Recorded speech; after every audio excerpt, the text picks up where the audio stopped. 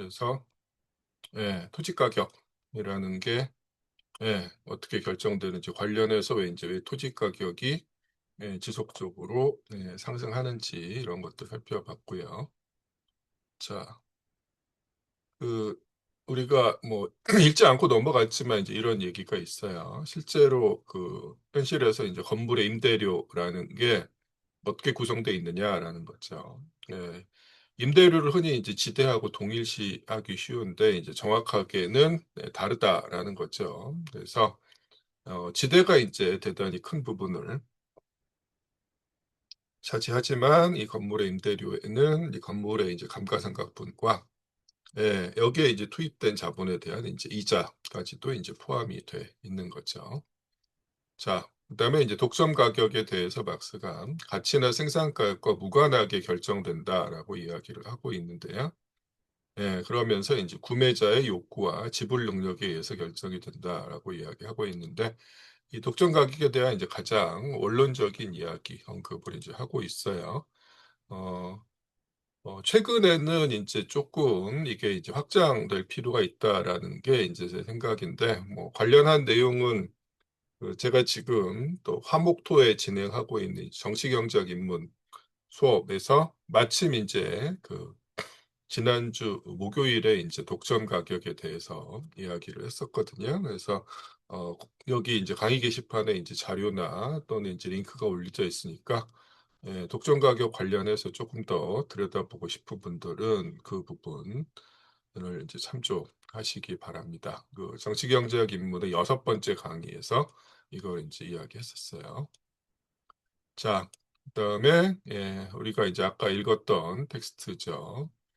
자, 생태 내지는 이제 환경운동에서 막사의 이제 생각을 이제 오해하고 있는 경우가 있는데 사실은 그렇지 않다라는 이제 이야기였죠. 그래서 예 보통 이제 생태운동, 환경운동이 이야기하는 게 인간과 이제 자연 사이의 이제 관계를 이야기하는데 막스가 이야기하는 것은 인간이라는 게 결코 단일한 이제 주체가 아니다라는 겁니다. 근데 보통 거의 모든 생태운동, 환경운동은 이 인간과 자연 사이의 관계에만 주목하면서 자 인간들이 이제 모든 인간들이 이제 각성하기를 요구하고 있는 거죠.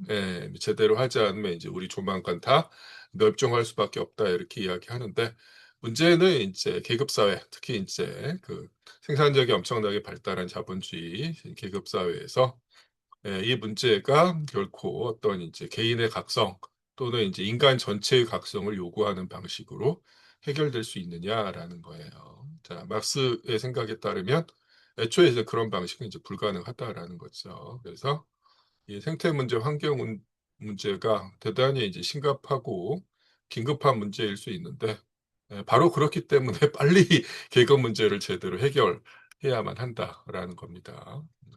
이런 이야기고요. 자, 그다음에 이제 47 장으로 넘어가도록 하겠습니다. 자, 우리가 조금 전까지 인제 살펴봤었던 내용들에 대해서 일단 질문 있으면 해 주시고요. 예. 당장 없으시면은 47장 보도록 하겠습니다. 다시 이송희 씨 부탁드릴게요. 제47장 자본주의적 지대의 기원. 47장은 지대에 관한 역사적 분석이다. 자본주의적 지대에 대한 올바른 파악이 불가능했던 여러 학파들에 대한 평가와 더불어 경제적 형태와 정치적 형태의 관계에 대한 역사 유물론적 해석, 여러 지대 형태들의 변천 과정과 각각이 갖는 의미 등을 다루고 있다. 특히 자본주의로의 이행 과정에서 분익 소작 제도와 소규모 농민적 소유가 갖는 의미와 소규모 농민적 소유의 한계는 한국 자본주의의 급속한 축적 과정에서 절대 다수의 소농민들이 몰락할 수밖에 없었던 이유를 명확하게 설명해 준다.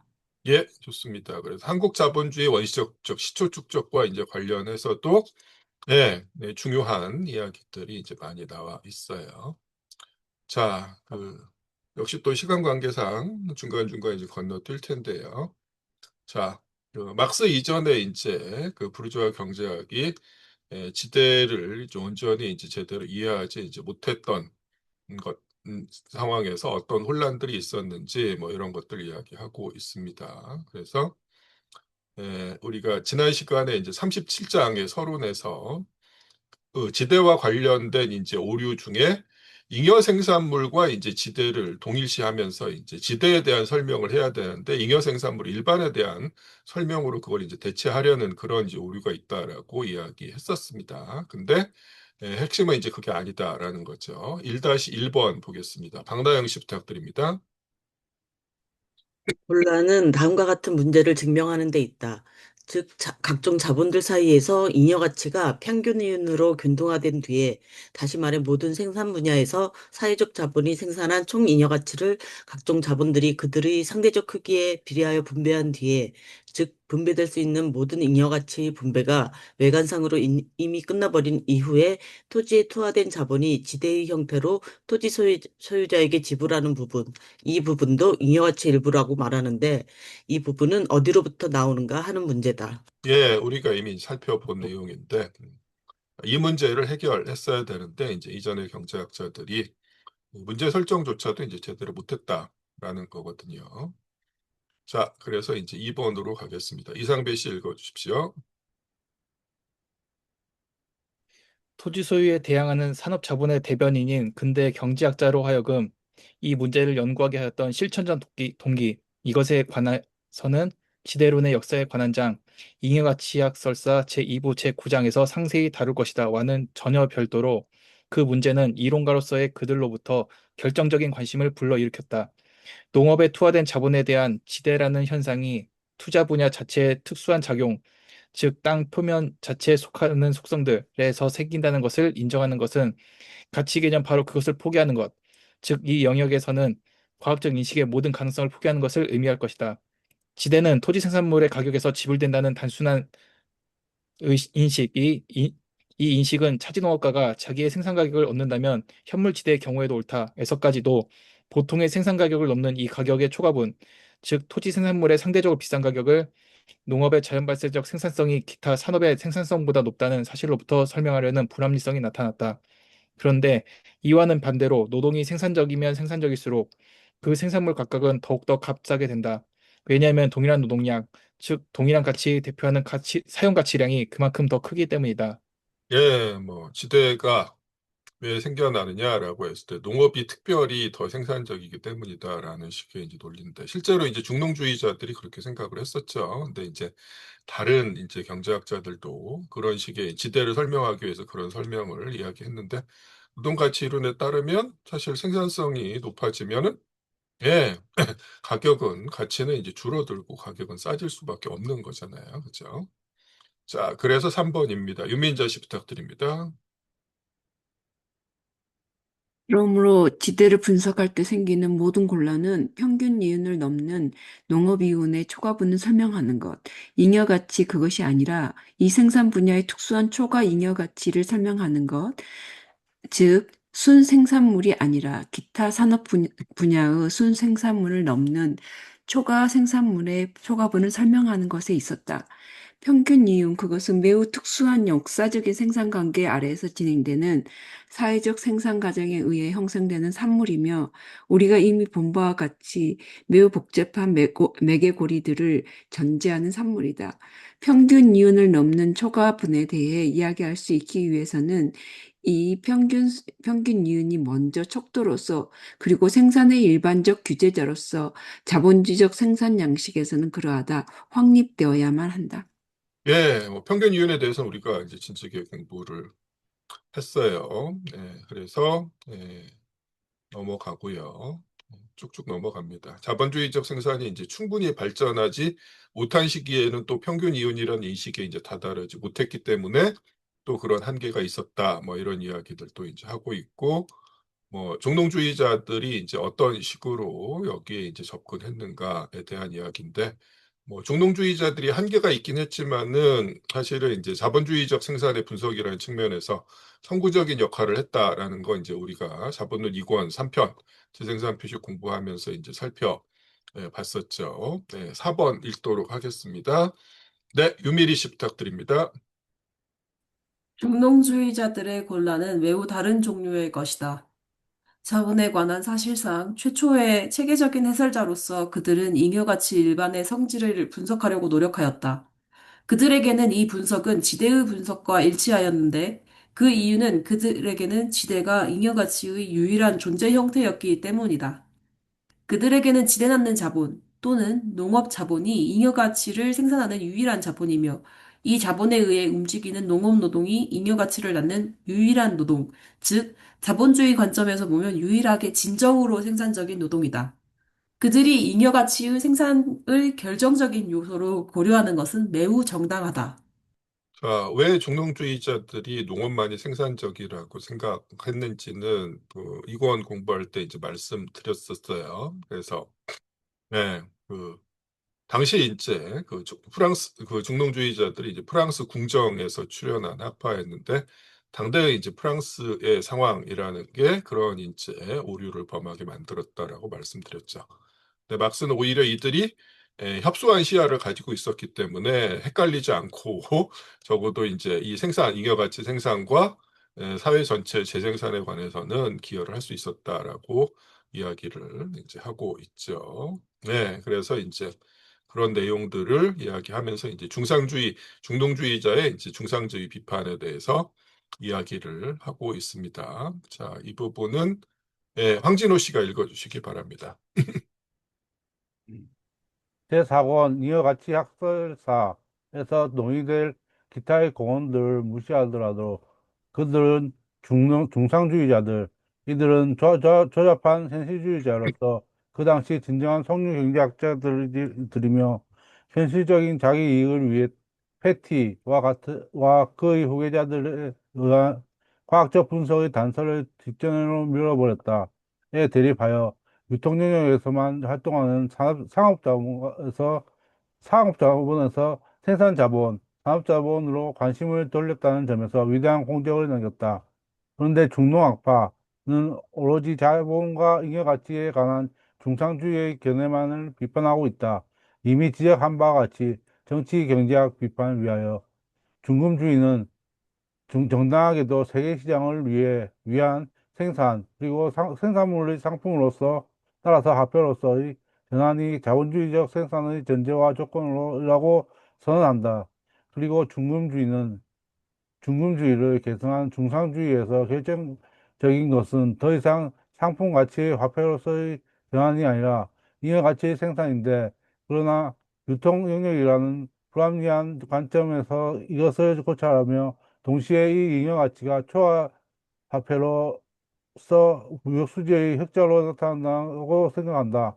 그런데 중상주의는 그 당시의 이기적인 상인과 제조업자의 특성을 표현하고 있으며 그들에 의해 발표되는 자본주의적 발전의 시기, 봉건적 농업사회가 사업사회로 전환되어 가고, 이에 따라 세계시장에서 국민들 사이에 산업전이 전개되는 그 당시에는 자본의 급속한 발전을 이른바 자연발생적 방법에 의해서가 아니라 수단에 의해 달성해야 한다는 것이 중요하였다에 적합한 것이다. 예, 우리가 2권 1편, 저번은 2권 1편에서 자본의 순환을 이야기할 때 막스가 자본의 순환의 여러 가지 형태들을 막스 이전에 이제 여러 학파하고 연결을 시키는데 이제 중상주의가 화폐 자본의 순환 네, 해당한다라고 이야기했었어요. 그때도 이제 이런 얘기들이 나왔는데, 조금 더 이제 직접적이고 이제 자세하게 여기서 서술이 되고 있죠. 그다음에 5번으로 가보도록 하겠습니다. 한 바퀴 돌았네요. 다시 이성희 씨 부탁드릴게요. 국민적 자본이 점차로 완만하게 산업자본으로 전환되는가? 아니면 보호관세를 통해 주로 토지 소유자, 중소농민, 수공업자에게 부과되는 조세에 의해 독립적인 직접적 생산자에 대한 수탈의 촉진에 의해 자본의 축적과 집중의 강제적인 촉진에 의해 요컨대 자본주의적 생산 양식의 조건들을 가속도로 형성하는 것에 의해 위의 전환이 시간적으로 단축되는가는 매우 현저한 차이를 낳는다. 이것은 또한 국민의 자연적 생산력을 자본주의적으로 산업상에 이용하는 것에도 큰 차이를 낳는다. 그러므로 중상주의의 국민주의적 성격은 그 대변인이 입으로만 떠드는 단순한 슬로건만은 아니다.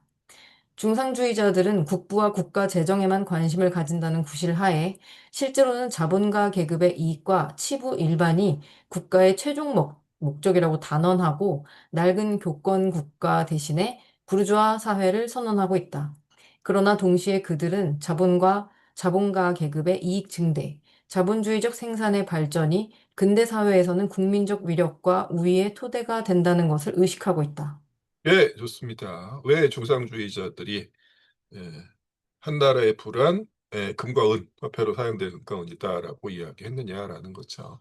그걸 내세움으로써 결국 이제 자본가 계급의 이익을 최우선으로 이제 부각시킨 거다라는 거죠. 근데 어쨌거나 그 과정에서 이제 자본주의적 생산의 발전의 중요성을 알고 있기는 했다라는 거죠. 그다음 6번입니다. 박나영 씨 읽어주십시오. 더욱이 중농학파가 잉여같이 모든 생산, 그리하여 또 자본의 모든 발전이 그 자연적 토대에서 보면 농업 노동의 생산성에 의거한다고 생각한 것은 옳았다. 만약 인간이 하루의 노동일에 자기 자신의 재생산에 필요한 것보다 많은 생활수단, 가장 좁은 의미에서는 농산물을 생산할 수 없다면, 즉 만약 각 노동자가 자기의 모든 노동력을 매일 지출해도 자기 자신의 개인적인 필요를 충족시키는데 불가결한 생활수단만을 생산할 수밖에 없다면 잉여 생산물이나 잉여 가치는 전혀 문제로도 되지 못할 것이다. 농업 노동의 생산성이 노동자의 개인적 필요를 능가한다는 것은 모든 사회의 토대며 특히 자본주의적 생산의 토대다. 왜냐하면 자본주의적 생산은 사회의 점점 증대하는 부분의 사람들을 생활수단의 직접적 생산에서 해방시켜 그들을 제임스 스튜어트의 말대로 자유로운 일꾼으로 전환시켜 기타 분야에서 그들을 착취할 수 있게 해야 하기 때문이다.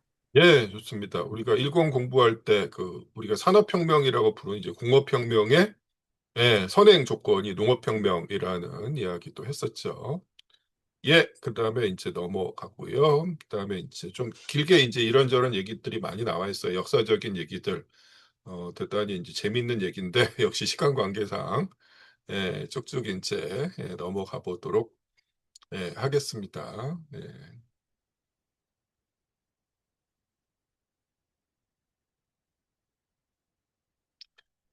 뭐 생산물 지대에 대한 이야기 쭉 나와 있고요. 네. 이거 이야기하려면 조금 길어질 것 같아서 이후에 이제 여러 지대 형태들이 나오니까 일단 생략하고 11번부터 가겠습니다. 자, 역사적으로 이제 지대의 가장 첫 번째 형태가 이제 노동지대입니다. 이상배 씨 11번 읽어주십시오.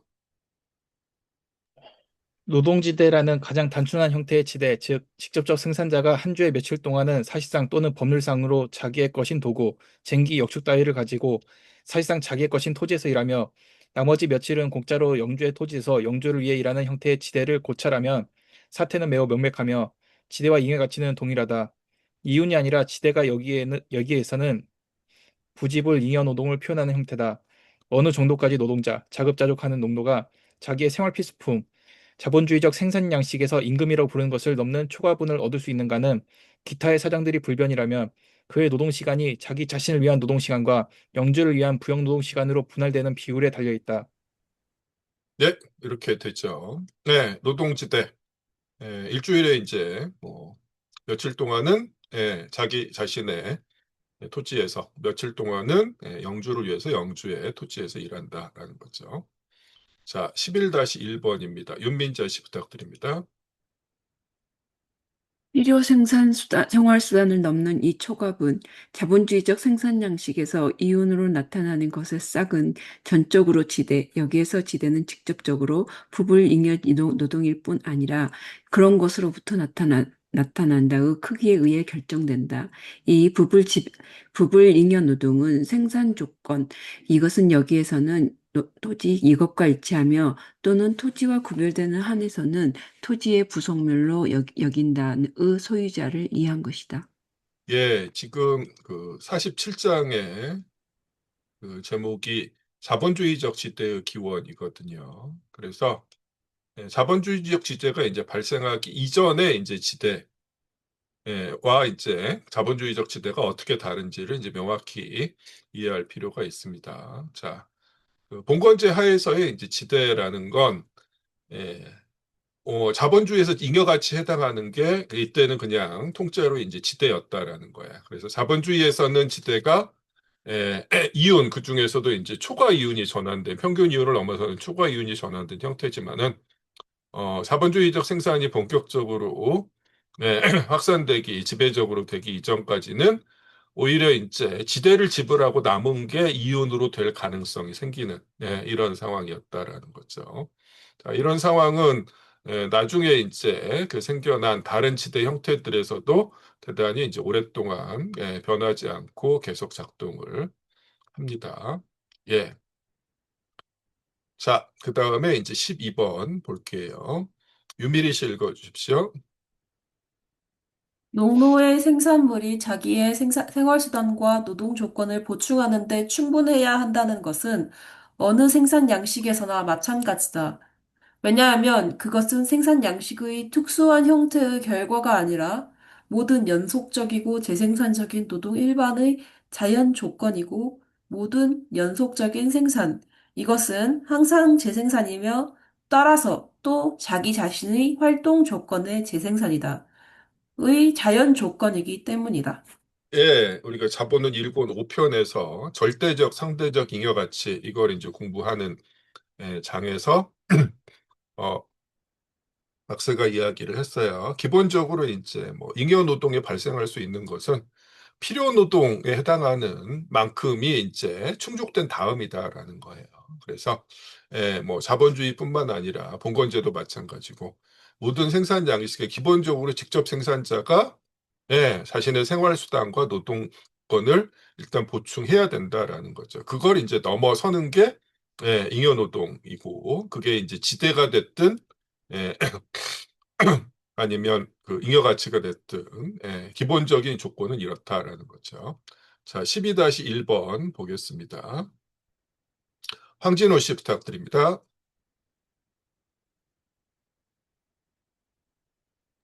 또한 명백한 것은 현실의 노동자가 자기 자신의 생활 수단의 생산에 필요한 생산 수단과 노동 조건의 점유자이기도 한 모든 형태에서는 소유 관계는 동시에 직접적인 지배 예속 관계로 나타나며 따라서 직접적 생산자는 자유롭지 않은 사람, 이 부자유는 부역노동의 농노예에서 단순한 공납 의무에 이르기까지 점점 약화될 수 있다.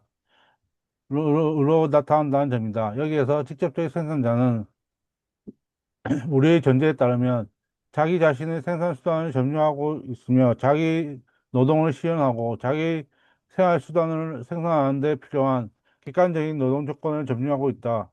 그는 자기의 농업과 이것에 결부된 농촌 간해공업을 독립적으로 운영한다. 이 독립성은 예컨대 인도에서처럼 이 소농민들이 다소 자연 발생적인 생산 공동체를 형성하는 경우에도 해소되지 않는다. 왜냐하면 여기에서 문제로 되고 있는 독립성은 명목적인 영주에 대한 독립성이기 때문이다. 이런 조건에서는 명목적인 토지 소유자를 위한 잉여노동은 경제 외적 강제, 그 형태가 어떻든 에 의해서만 강탈될 수 있다. 이것은 노예가 자기 것이 아닌 생산 조건을 가지고 노동하며 독립적으로 노동하지 않는 노예 경제나 식민지 농장과 구별된다.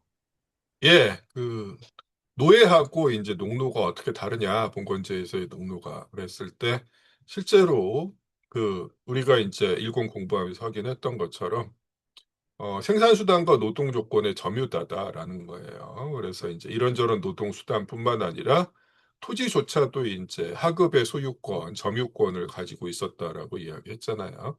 이런 상황에서 이제 착취를 하려면은 이 직접 생산자가 이런 식으로 독립적이기 때문에 이른바 신분제라는 게 지배이익 관계라는 게 불가피하고 경제적인 방식이 아니라 경제 외적인 방식의 이제 강제가 필수적이다라고 이제 이야기하는 겁니다.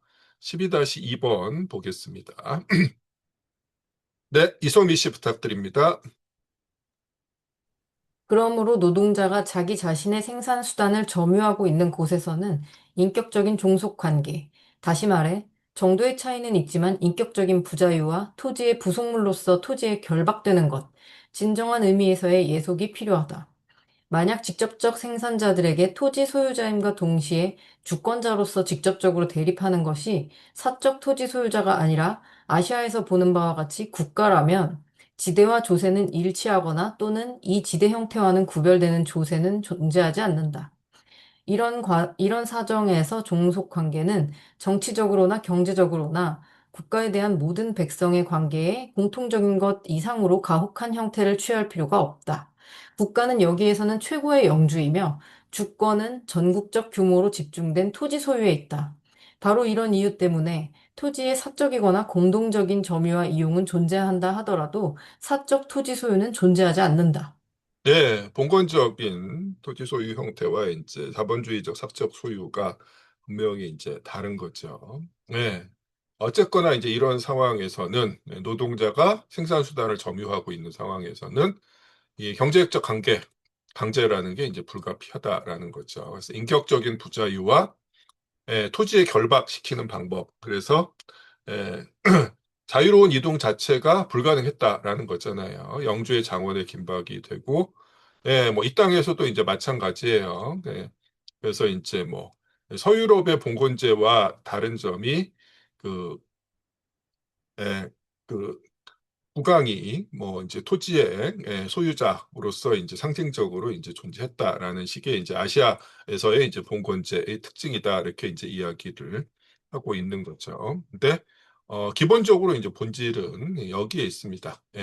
직접 생산자를 착취하기 위해서 이런 식의 그 인격적인 부자유와 토지에 대한 결박 이런 식의 이제 예속 종속 관계가 불가피했다라는 거죠. 이게 바로 이제 경제외적 강제인 거죠. 자, 그 다음에 13번 보겠습니다. 박나영 씨 부탁드립니다. 부불 잉여 노동을 직접적 생산자로부터 강탈하는 특수한 경제적 형태가 지배 종속 관계. 이것은 생산 그것에서 직접적으로 생기면서 또 생산 그것에 대해 하나의 결정적 요소로 반작용한다. 를 종속 관계를 결정한다. 그런데 이 경제적 형태를 기초로 삼아 생산 관계 그것에서 생기는 경제적 공동체의 전체 구조, 그리고 또한 공동체의 특수한 정치적 형태가 세워진다. 예, 이게 이제 전형적인 그 역사적 요물론, 사적 요물론의 방법이죠. 토대가 이제 상부 구조를 규정한다라는 게 이제 이런 의미인 거예요. 자, 뭐 이런 얘기들을 이제 좀 넘어가고요. 그 다음에 14번으로 가겠습니다. 윤민자 씨 부탁드립니다. 가장 단순한 시초의 지대 형태인 노동지대에 관한 한 다음과 같은 것만은 분명하다. 즉, 지대가 잉여가치의 시초 형태고 잉여가치와 일치한다는 것이다. 그리고 잉여가치가 타인의 부불 노동과 일치한다는 것은 분석을 필요로 하지 않는다. 왜냐하면 이 일치는 눈에 보이는 분명한 형태로 나타나기 때문인데, 직접적 생산자가 자기 자신을 위해 행하는 노동은 그가 영주를 위해 행하는 노동과 시간적으로도 공간적으로도 분리되어 있고, 후자의 노동은 제3자를 위한 강제 노동이라는 강인한 형태로 직접적으로 나타나기 때문이다. 착취가 오해의 여지 없이 눈에 보이는 형태이라는 거죠. 자, 그다음에 쭉 넘어가고요. 14-2번으로 갈게요. 유미리 씨 부탁드립니다. 잉여 가치와 지대가 동일할 뿐 아니라 잉여 가치가 명백하게 잉여 노동의 형태를 취하고 있는 이 경우에는 지대의 피할 수 없는 조건, 한계도 매우 명백하다. 왜냐하면 그 조건 한계는 잉여 노동 일반 한계와 동일하기 때문이다. 직접적 생산자는 1. 충분한 노동력을 가져야 하며 2. 그의 노동의 자연 조건, 무엇보다도 먼저 경작되는 토지가 충분히 비옥하여야 하는데, 즉, 그의 노동의 자연 발생적 생산성이 충분히 커야 하는데, 이래야만 자기 자신의 필수적인 욕구를 충족시키는 데 필요한 노동을 넘는 잉여 노동의 가능성이 생긴다. 이게 가능성이고요. 근데 가능성으로 바로 지대가 생겨나지는 않죠. 14-3번입니다. 황진호 씨 부탁드립니다. 그렇지만 지대를 창조하는 것은 이 가능성이 아니다. 오직 강제가 이 가능성을 현실성으로 전환시킨다. 그러나 그 가능성 자체는 주체적, 객관적인 가능 조건들과 결부되어 있는데 이 점도 여기에서는 전혀 신비로운 것이 없다. 만약 노동력이 부족하고 노동의 자연 조건이 빈약하다면 이연노동도 또한 작지만 다른 한편에서는 생산자들의 욕구도 적고 이연노동 착취자의 수도 상대적으로 적고 끝으로 이 소수의 착취적 소유자를 위해 이 비교적 낮은 생산성의 이연노동이 실현하는 이연 생산물도 작다. 예, 다시 한번 경제 외적 강제가 불가피하다라는 것. 그리고 생산력의 이제 발전 수준이 이제 낮기 때문에 예, 지대도 잡을 수밖에 이제 없다라는 거죠. 15번 보겠습니다. 이상배 씨 부탁합니다. 마지막으로 다음과 같은 사실은 노동지대의 경우에는 자명하다. 즉, 직접적 생산자가 어느 정도까지 자기 자신의 상태를 개선하고 치부하고 자기 자신의 필수적인 생활 수단을 넘는 초과분을 생산할 수 있는가. 자본주의적 표현 방식을 앞당겨 쓴다면 그가 어느 정도로 자기 자신을 위해 이윤, 자기 자신이 생산하는 임금을 넘는 초과분을 생산할 수 있는가는 기타의 사정들이 불변이라면 전적으로 잉여노동 또는 부역노동의 상대적 크기에 달려 있다는 점이다. 여기에서는 지대가 정상적인, 말하자면 합법적인 잉여노동 형태로서 모든 잉여노동을 흡수하며 결코 이윤을 넘는 초과분 또는 임금을 넘는 어떤 초과분을 또다시 넘는 초과분이 아니다. 오히려 이런 이윤의 크기뿐 아니라 그 존재 자체도 기타의 사정들이 불변이라면 지대의 크기, 즉 소유자를 위해 강제적으로 수행해야 하는 잉여노동의 크기에 달려있다. 예, 좋습니다. 자, 그다음에 조금 넘어가고요. 자, 이게 이제 뭐 그 16번은 이제 그 유물론적인 이제 그 파악에 대한 이야기입니다. 경제적 관계 위에 어떤 이제 사회 구조가 서게 되는가에 대한 이야기이고 16-2번으로 가겠습니다. 예, 이소미 씨 부탁드립니다. 그런데 이 잉여노동 형태인 부역노동은 노동의 모든 사회적 생산력의 미발달 상태와 노동 방식, 그것의 조잡성에 입각하고 있기 때문에 당연히 더 발달한 생산 양식에 비해, 특히 자본주의적 생산 양식에 비해 직접적 생산자의 총노동 중 훨씬 적은 부분만을 강탈할 수 있을 뿐이다. 예컨대 영주를 위한 부역노동이 최초에는 한 주에 2일이었다고 가정하자. 이 주 2일의 부역노동은 이리하여 고정되어 관습법 또는 성문법에 의해 규제되는 불변의 크기가 된다. 그러나 직접적 생산자가 마음대로 사용하는 나머지 날들의 생산성은 가변적이며 그 생산성은 자기의 경험 축적에 따라 향상되지 않을 수 없는데 그 이유는 자기가 알게 되는 새로운 욕구, 자기의 생산물에 대한 시장의 확대, 그리고 자기 노동력의 이 부분을 마음대로 사용할 수 있다는 보증의 증대 등으로 말미암아 자기의 노동력의 지출을 더욱 증대시키기 때문이다. 이 경우 잊어서는 안 될 것은 이 노동력의 사용이 결코 농업에만 국한되는 것이 아니라 농촌 간의 공업도 포함한다는 점이다. 이리하여 일정한 경제 발전의 가능성, 물론 유리한 조건들, 타고난 인종적 특성 따위에 의존하긴 하지만 이 주어진다. 예, 노동지대 상태에서의 그 경제 발전이라는 게 어떻게 가능한가라는 이야기죠. 자, 그다음에 이제 노동지대 다음이 생산물지대입니다. 박나영 씨 부탁드립니다. 노동지대가 생산물지대로 전환하는 것은 경제적으로 말하면 지대의 성질을 결코 변경시키지 않는다. 지대의 성질은 우리가 여기서 취급하고 있는 지대 형태에서는 지대가 잉여가치 또는 잉여노동의 유일하고 지배적 정상적 형태라는 사실이 있다. 이것은 다음과 같이 표현될 수도 있다. 즉, 지대는 자기 자신의 재생산에 필요한 노동 조건을 점유하고 있는 직접적 생산자가 토지. 이것은 이 단계에서는 모든 것을 포괄하는 노동 조건이다. 토지 소유자에게 제공해야만 하는 유일한 잉여 노동 또는 잉여 생산물이라는 것. 그리고 다른 한편에서는 오직 토지만이 직접적 생산자에 대해 타인의 소유, 자기로부터 독립하여 토지 소유자로 인격화된 노동 조건으로서 대립한다는 것이다. 예, 앞으로도 이제 뭐 또 다른 지대 형태가 나오겠지만은 우리가 이제 정확하게 구분해야 되는 게 봉건적 지대하고 자본주의적 지대입니다. 그래서 막스가 이제 거듭해서 말하고 있는데, 자, 두 체제가 어떻게 다르냐? 잉여 노동이 수취되는 형태가 다르다라는 거야. 봉건제에서는 잉여 노동이 고치됩니다. 그래서 지대가 일차적이고 본원적인 형태, 정상적인 형태다라고 이야기하지만은 자본주의에서는 어때요? 잉여 가치가 그 잉여 노동이 수출되는 일차적인 형태가 되는 거죠. 그래서 이 잉여 가치가 이제 어떤 식으로 지배계급의 여러 분파들에게 이제 분할되는지를 우리가 자본론 3권 공부하면서 쭉 추적을 했던 거예요. 그래서 다시 한번 봉건제에서는 지대가 잉여 노동의 정상적인 형태입니다. 그래서 앞서 봤던 노동지대나 지금 막 보려고 하는 생산물 지대나 이 다음에 나오는 화폐지대나 전부 다 어떤 형태를 취하고 있던 간에 봉건적 생산 양식에서는 봉건제 하에서는 지대가 잉여 노동의 정상적인 형태입니다. 그리고 자본주의에서는 잉여 노동의 정상적인 형태가 잉여 가치인 거죠. 다음에 이제 화폐지대 공부할 텐데 화폐지대가 이제 봉건적 지대의 마지막 형태이면서 이게 이제 자본주의로 이행하는 과정에서 나타나는 형태이기도 하는데 자세한 내용은 이따가 이제 나옵니다.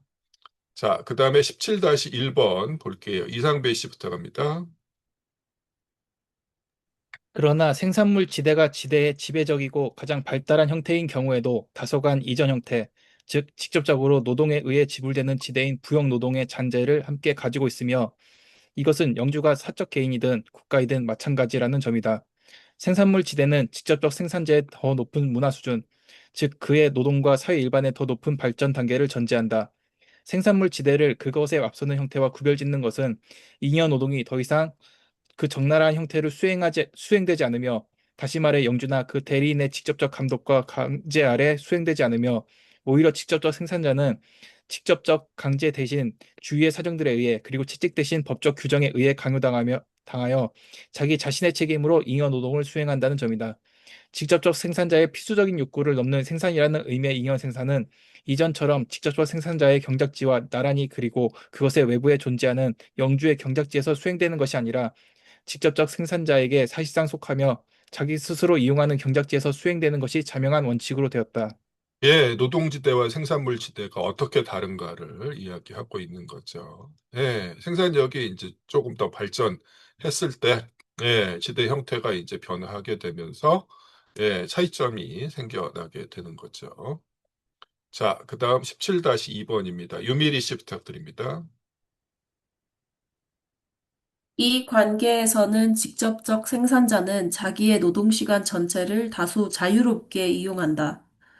비록 이 노동시간의 일부 또는 초기에는 잉여 노동시간의 전부가 여전히 공짜로 토지 소유자에게 귀속하지만 토지 소유자는 이 노동시간을 그 자연적 형태로 받는 것이 아니라 이 노동시간이 실현하는 생산물의 현물 형태로 받는다. 생산물 지대가 순수한 형태로 확립되는 경우에는 부역 노동의 특징, 토지 소유자를 위한 부역 노동 때문에 자기 점유지에서의 작업이 다소 끊임없이 중단되는 것. 제1권 10장 2절 공장조합 보야르를 참조하라. 이 사라지거나 또는 생산물 지대와 나란히 일정한 부역 의무가 존속하는 경우에도 그런 중단은 적어도 1년 중 얼마 안 되는 기간으로 단축된다. 생산자가 자기 자신을 위해 행하는 노동과 토지 소유자를 위해 행하는 노동은 더 이상 시간과 공간에서 분명히 분리되지 않는다. 좋습니다. 이렇게 되죠. 그 다음에 18번으로 가겠습니다. 황진호 씨 부탁드립니다. 순수한 형태의 생산물 지대는 비록 그것의 잔재가 더 발달한 생산 방식과 생산 관계까지도 변해 내려올 수 있다고 하더라도 여전히 자연경제, 즉 경제의 조건들의 전부 또는 적어도 그 부분, 주요 부분이 경제 단위 자체에 의해 생산되며 총생산물에서 직접적으로 보충되고 재생산된다를 전제한다. 생산물 지대는 또한 농촌 간의 과 농업의 결합을 전제하며 지대를 형성하는 잉여 생산물은 이 결합된 농업, 공업적 가족 노동의 생산물인데 이것은 생산물 지대가 중세에서처럼 다소간의 포함하든 아니면 진정한 농산물의 형태로만 지불되든 마찬가지다. 네, 자연경제는 이제 사실상 공동체 단위에서의 자급자족 경제인 거죠. 자, 그다음에 18-1번 보겠습니다. 윤민자 씨 부탁드릴게요. 이 형태의 지대에서는 잉여노동을 표시하는 생산물 지대는 결코 농촌 가족의 잉여노동 전체를 흡수하는 것이 아니다. 생산자는 노동지대의 경우와 비교하면 자기의 필수적인 욕구를 충족시키는 자기의 노동 생산물과 마찬가지로 자기의 것이 되는 생산물을 생산하기 위해 초과 노동을 할 수 있는 여유를 더 크게 가지게 된다. 이 형태에서는 또한 개개의 직접적 생산자들의 경제 상태에는 더 큰 차이가 생긴다. 또는 적어도 이런 차이가 생길 가능성이 있으며 심지어 직접적 생산자가 타인의 노동을 착취할 수 있는 수단을 얻을 가능성도 있다.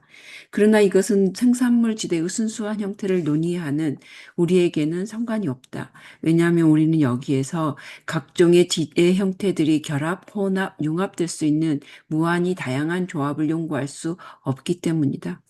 네, 뭐 생산물 지대의 가능성에 대해서 이야기하고 생산물 지대 하에서 또 이제 생산력이 어떻게 증대할 수 있는지에 대한 이야기도 하는데 뭐 자세한 분석은 뭐 자본론의 범위는 넘어선다라는 이야기죠. 자, 19번입니다. 이소미 씨 부탁드립니다. 생산물 지대의 형태는 생산물과 생산 자체의 일정한 성격과 결부되고 있다는 것. 이 형태에서는 농업과 가내공업의 결합이 필수 불가결하다는 것. 이에 따라 농민 가족이 거의 완전한 자급자족을 유지하며 시장으로부터 그리고 자기 이외의 사회 부분의 생산, 역사의 움직임으로부터 독립하여 있다는 것. 요컨대 자연경제 일반의 성격으로 말미암아 생산물 지대는 예컨대 아시아에서 볼 수 있는 바와 같은 정태적인 사회 상태의 토대로서 매우 적합하다. 여기에서도 이전의 노동지대 형태와 마찬가지로 지대는 잉여가치, 따라서 잉여노동의 정상적 형태다. 즉, 직접적 생산자가 그의 가장 중요한 노동 조건인 토지의 소유자를 위해 공짜로, 따라서 사실상 강제적으로, 이 강제는 더 이상 이전과 같은 잔인한 형태로 그와 대립하지는 않지만 행해야만 하는 초과노동 전체의 정상적 형태다. 예, 좋습니다. 자, 그다음에 넘어가고요. 자, 그다음에 화폐지대입니다. 이제 세 번째이자 봉건적 지대의 최종적인 형태죠. 21번입니다. 박나영 씨 부탁드릴게요. 여기에서 말하는 화폐지대는 자본주의적 생산 양식에 입각하고 있는 산업지대 또는 상업지대, 이것은 평균 이윤을 넘는 초과분에 불과하다가 아니라 생산물 지대의 단순한 형태 전환에서 생기는 지대, 마치 생산물 지대가 노동지대의 전환된 형태인 것처럼이다. 이제 직접적 생산자는 생산물 대신 그것의 가격을 토지 소유자, 국가이든 사적 개인이든 에게 지불해야만 한다. 현물 형태의 생산물 초과분은 더 이상 적합하지 않고 이 초과분은 현물 형태에서 화폐 형태로 전환되어야 한다. 직접적 생산자가 적어도 자기의 생활 수단의 더 큰 부분을 여전히 스스로 생산한다 하더라도 그의 생산물의 일부는 이제 상품으로 전환되어야 하며 상품으로 생산되어야만 한다. 예, 좋습니다. 자, 자본주의적 지대도 화폐로 지불되지만 여기서의 화폐지는 이제 여전히 봉건적 지대입니다. 자, 그다음에 근데 큰 차이가 있죠. 어쨌거나 이제 직접 생산자의 생산물이 이제 상품으로 돼야 된다라는 거죠. 21-1번 읽을게요. 윤민자 씨 부탁드립니다. 따라서 생산 방식의 전제의 성격은 다소 변화한다. 생산 방식은 사회적 관련으로부터 독립성이나 분리성을 상실한다. 이제 결정적인 의의를 가지는 것은 생산비 중 다소간의 화폐 지출이 필요한 비율이거나 또는 총 생산물 중 한편으로는 재생산 수단으로 다시 기능하거나 다른 한편으로는 직접적 생활 수단으로서 기능하여야 하는 부분을 넘어 화폐로 전환되어야 하는 초과분이다. 그러나 이 종류의 지대의 토대는 비록 지금은 해체되고 있지만 이 지대의 출발점인 생산물 지대의 토대와 마찬가지다. 직접적 생산자는 여전히 상속 또는 전통에 의한 토지 점유자이며 그는 이 가장 중요한 생산 조건의 소유자인 영주에게 강제적인 잉여 노동, 등가 없이 제공하는 하는 부불 노동을 잉여 생산물이 전환된 화폐의 형태로 지불해야 한다. 토지와는 구별되는 노동 조건의 농기구, 기타 동산의 소유는 이전의 지대 형태에서 이미 직접적 생산자의 소유로 처음에는 사실상 그리고 나중에는 법률상으로 전환되는데 이것은 화폐지대의 형태에서는 더욱더 전제되고 있다. 예, 좋습니다. 그 다음에 22번 볼게요. 유미리 씨 부탁드립니다. 처음에는 산발적으로, 그리고 그 다음에는 다소간 전국적 규모로 발생하는 생산물 지대의 화폐 지대로의 전환은 상업, 도시공업, 상품 생산, 일반 화폐 유통이 이미 더 현저하게 발달한 것을 전제하고 있다. 그것은 또한 생산물이 시장 가격을 가지며 그것의 가치에 다소 가깝게 판매되는 것을 전제하고 있는데 이것은 이전의 형태들에서는 결코 그렇게 될 필요가 없었다. 동유럽에서는 이런 이행이 오늘날에도 아직도 부분적으로 진행되고 있음을 볼 수 있다. 생산물 지대의 화폐 지대로의 전환은 노동의 사회적 생산력의 일정한 발전 없이는 달성될 수 없다는 사실은 로마 제국에서 이 전환의 여러 가지 시도들이 실패한 것에 의해 그리고 생산물 지대 중 적어도 국세로 존재하는 부분이라도 화폐 지대로 전환시키려고 시도하다가 다시 생산물 지대로 돌아간 것에 의해 증명되고 있다. 이와 같은 이행의 곤란성은 예컨대 혁명 전 프랑스에서 화폐지대가 이전의 형태들의 잔재들과 융합되어 불순화되었다는 사실에서도 보여진다. 예, 흔히 조세금납화라고 하죠. 네. 자, 화폐지대로의 이제 전환, 뭐 지대금납화도 되고요. 이게 예, 생산력이 일정 수준 이상으로 발전해야만 가능하다라는 거예요. 이 얘기가 이제 어디서 나왔었냐면 우리가 자본론 1권 공부할 때 1권의 이제 1편 3장에서 지불수단으로서의 화폐 이야기하면서 지불수단으로서의 이제 화폐의 범위가 예, 예, 확장되는 것의 이제 전제 조건으로 이걸 이야기하고 이런 예들도 이제 같이 나왔었습니다. 자, 넘어가겠습니다. 다음에 23번으로 갑니다. 황진호 씨 부탁드립니다. 그러나 생산물 지대의 전환된 형태이며 또 이것과 대입하는 형태인 화폐 지대는 우리가 지금까지 고찰한 지대 종류, 즉 잉여 가치와 생산 조건의 소유자를 위해 수행되어야 할 불불잉여 노동의 정상적인 형태로서의 시대의 최후의 형태며 동시에 해체되는 형태다. 순수한 형태에서 이 화폐지대는 노동지대와 생산물지대와 마찬가지로 이윤은 없는 초과분을 나타내는 것이 아니다. 화폐지대의 개념 속에 이윤이 내포되어 있다.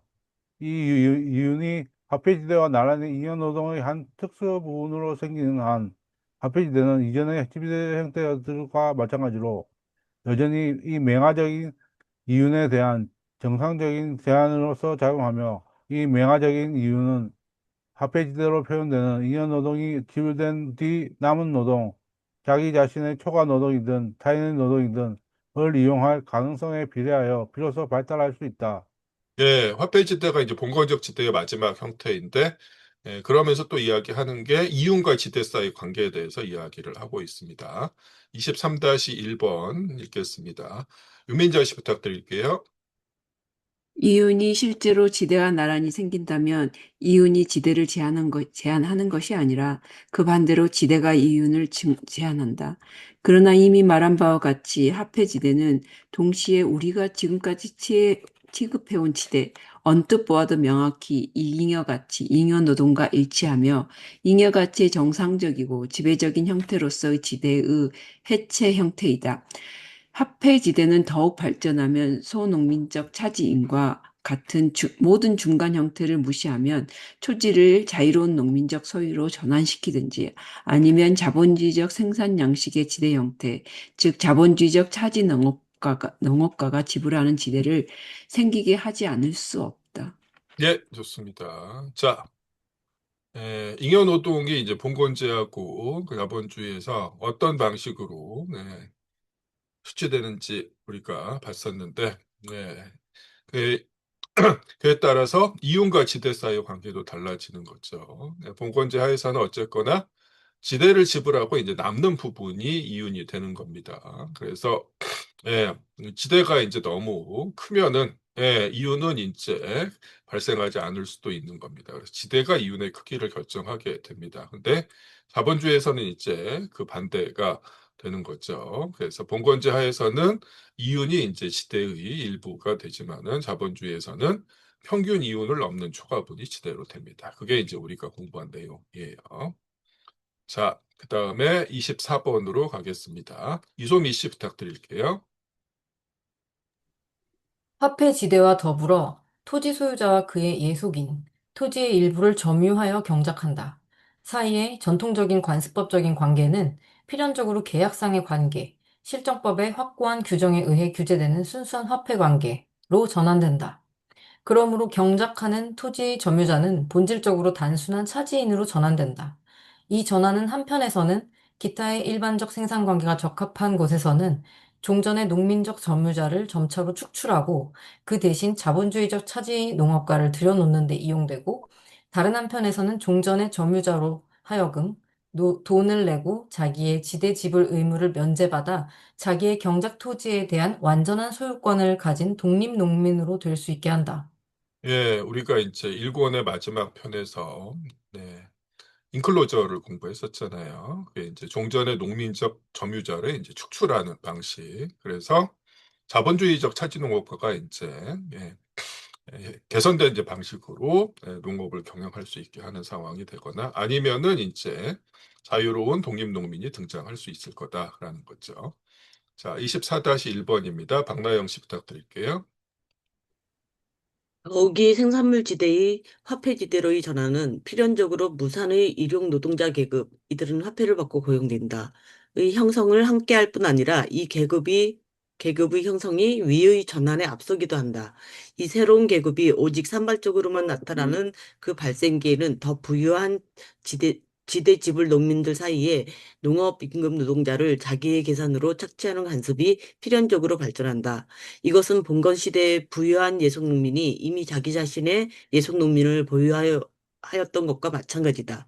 이리하여 부유한 지대지불 농민은 일정한 부를 축적하여 장래의 자본가로 전환되는 것이 점차로 가능하게 된다.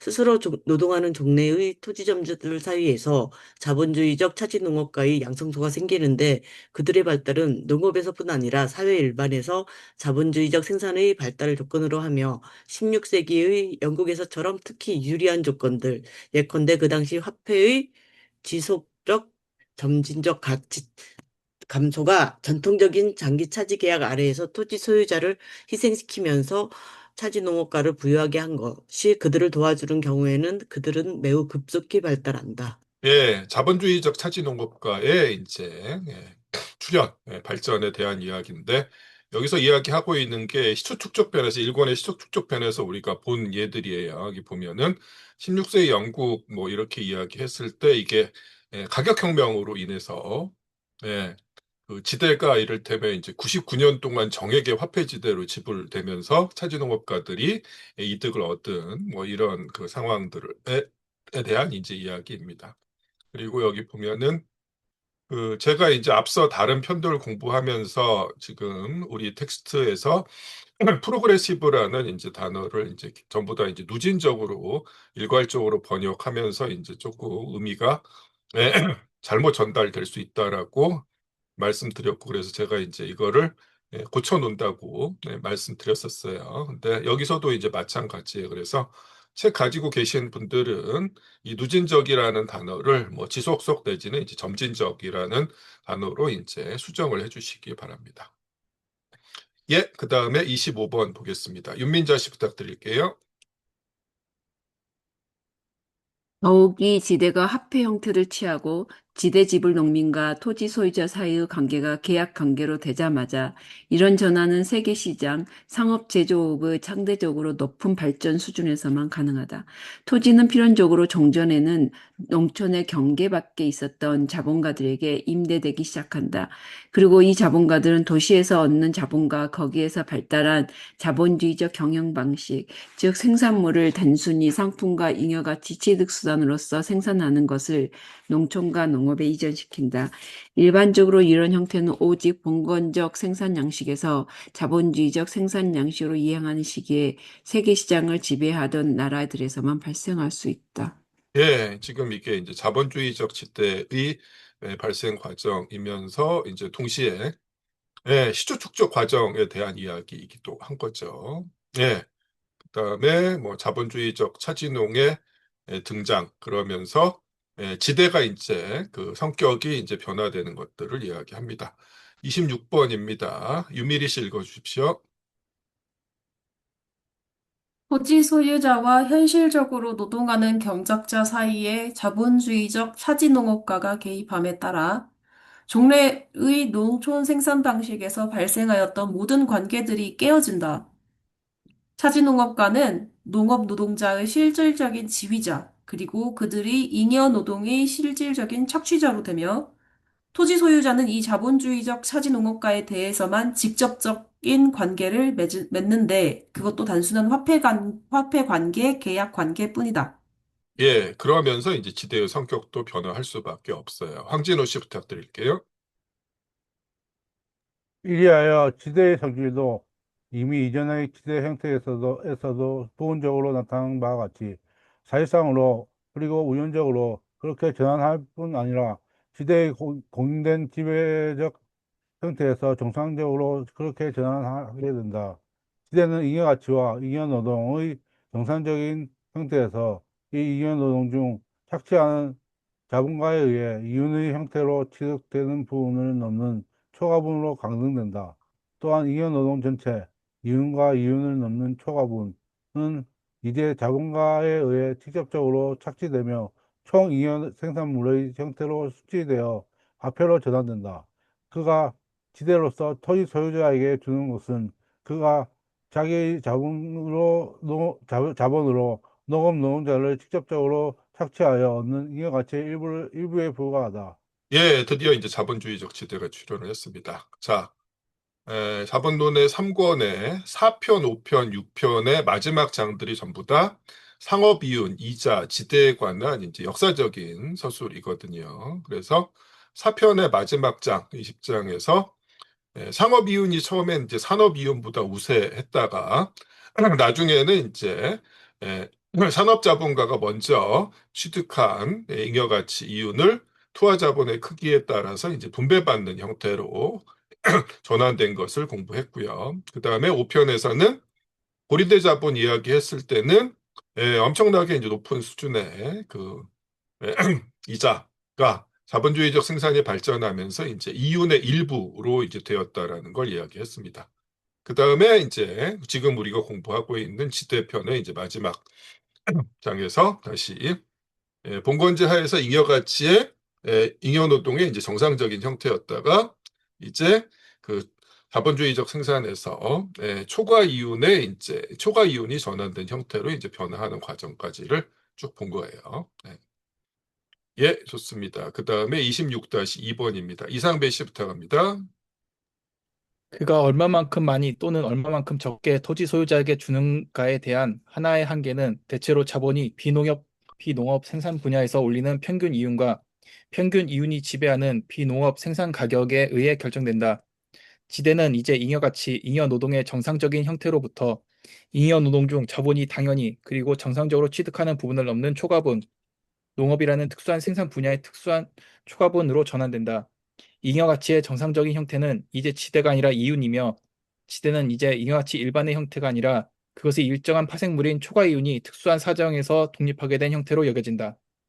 예, 좋습니다. 우리가 그 지난 시간에 그 차익지대를 설명할 때 이미 전제로 하고 있는 게 농업 외의 이제 생산 분야에서 이미 평균 이윤율이 이제 결정되어 있다라는 걸 전제를 했다라는 거예요. 실제로 이제 그런 식으로 이제 작동한다라는 거죠. 네. 자, 그 다음에 쭉 넘어가고요. 네, 뭐 그게 이제 그 역사적인 이제 그 역사적인 그 과정에 대한 이야기들도 이제 여기서 나오고 있는데 일단 27번 보겠습니다. 이소미 씨 부탁드립니다.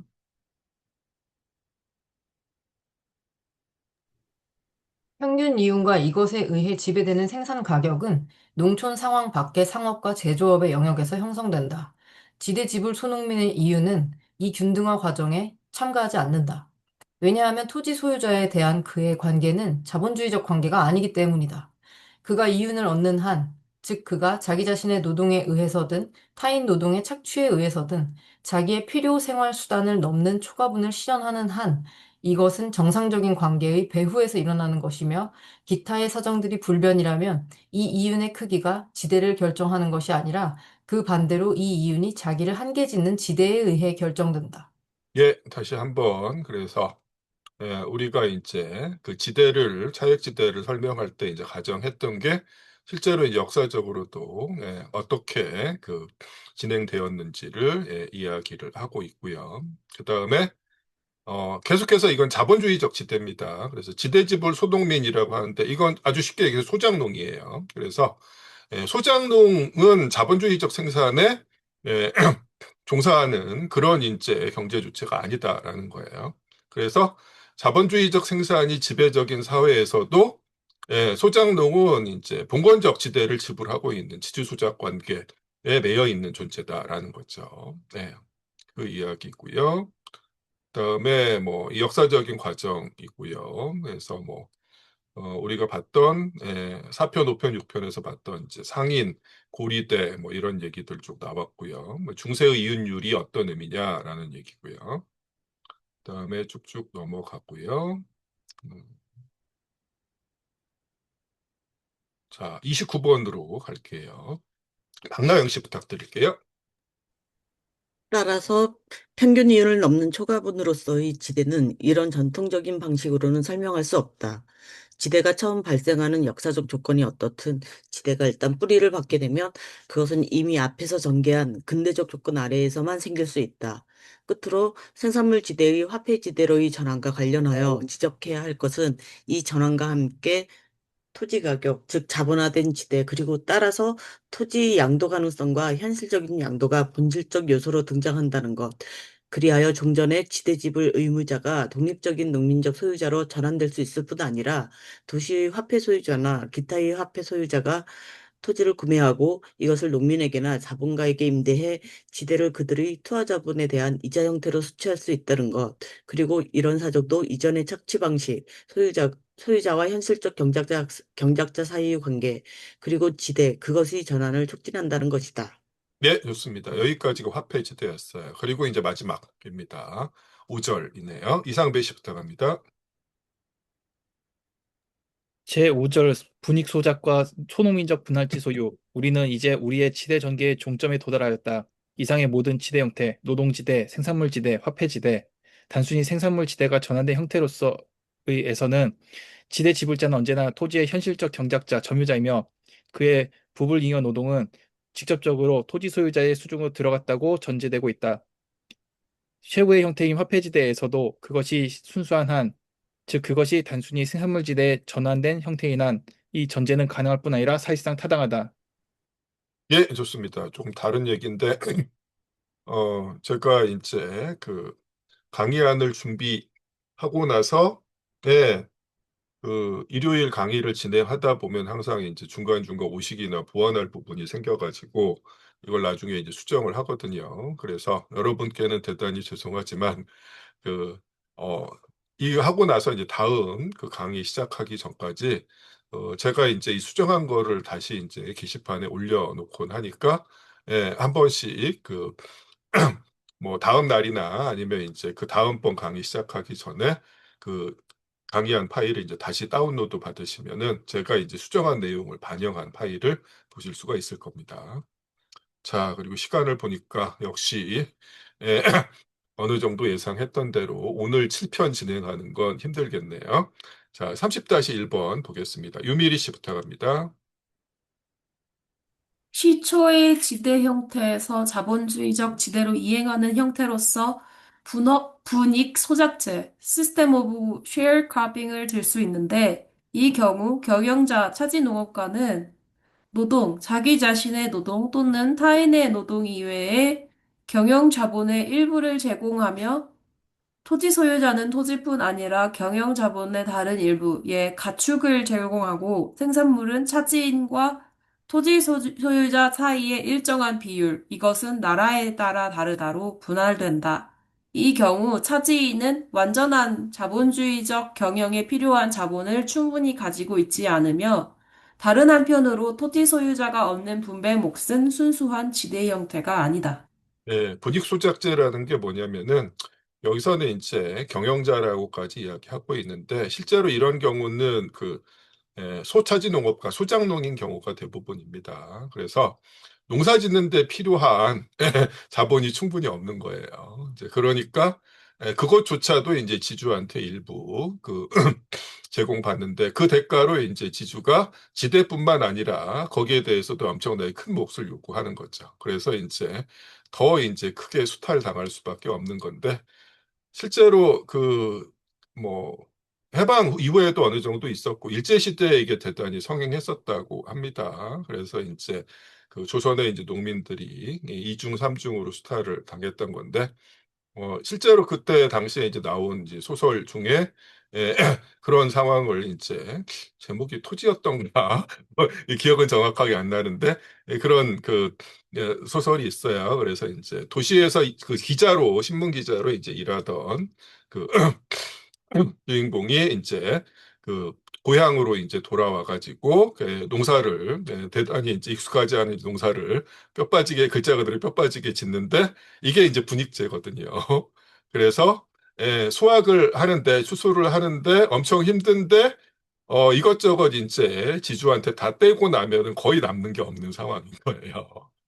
그러면서 이제 마지막에 비틀비틀하면서 그래도 내일은 이제 이런 식의 이제 그 소작 지은 그 분익농 형태의 수소가 아니라 이제 우리 땅에서 이제 농사 지은 걸 이제 수소하는 날이다라고 이제 좋아하면서 이제 끝나는 그런 소설이 있습니다. 거기서 나오는 게 이제 분익제입니다. 자, 30-2번 보겠습니다. 황진호 씨 부탁드립니다. 이 분배 몫은 그의 투하 자본에 대한 이자와 초과 인적인 지대를 포함할 수도 있다. 또한 이 분배 몫은 차지인의 잉여 노동 전체를 흡수할 수도 있고 또는 차지인에게 이 잉여 노동의 다소 일부를 남길 수도 있다. 그러나 본질적인 점은 이 경우 지대는 이미 잉여 가치의 정상적인 형태로 나타나지 않는다는 것이다.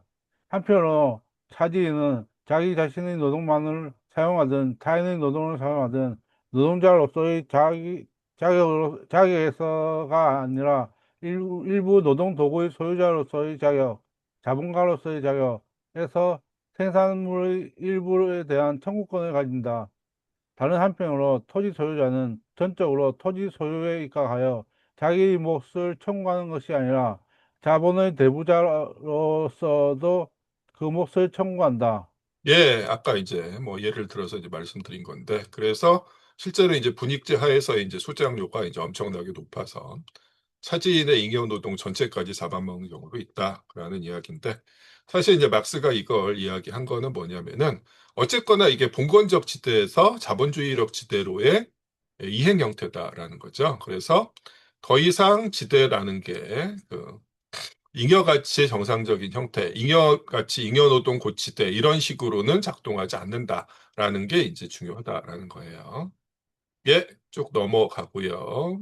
네, 그다음에 32번 소농민족 분할지 소유입니다.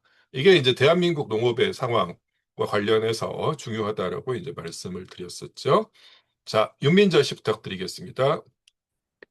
소농민적 분할지 소유. 이 경우 농민은 그의 토지의 자유로운 소유자인데 토지는 그의 주요한 생산도구로 나타나며 그의 노동과 자본의 불가결한 투하 장소로 나타난다. 이 경우 어떤 차지료도 지불하지 않으며 따라서 잉여가치의 분화된 형태로서의 지대는 나타나지 않는다. 비록 기타의 생산 분야의 자본주의적 생산 양식이 발달한 나라에서는 기타의 생산 분야와 비교한 초과 이윤이 지대로 여겨지긴 하지만 이 초과 이윤은 그의 노동 생산물 전체와 마찬가지로 농민에게 속한다. 자, 어쨌거나 이제 농민이 더 이상 수장농이 아니고 이제 자기 땅에 자기 토지를 가지고 농사를 지으니까 살판 날 것 같지만 그렇게 안 된다라는 거거든요. 안타깝게도. 왜 그런가라는 겁니다. 32-1번 보겠습니다. 네, 이소미 씨 부탁드릴게요. 토지 소유의 이 형태는 이전의 낡은 형태들과 마찬가지로 다음의 것, 즉 농촌 인구가 도시 인구에 비해 수적으로 훨씬 우세하다는 것. 따라서 자본주의적 생산 양식이 지배한다 하더라도 그것의 발전은 상대적으로 미약하여 기타의 생산 분야에서도 자본의 집적은 좁은 범위에 한정되어 있고 자본의 분열이 지배적이라는 것을 전제한다.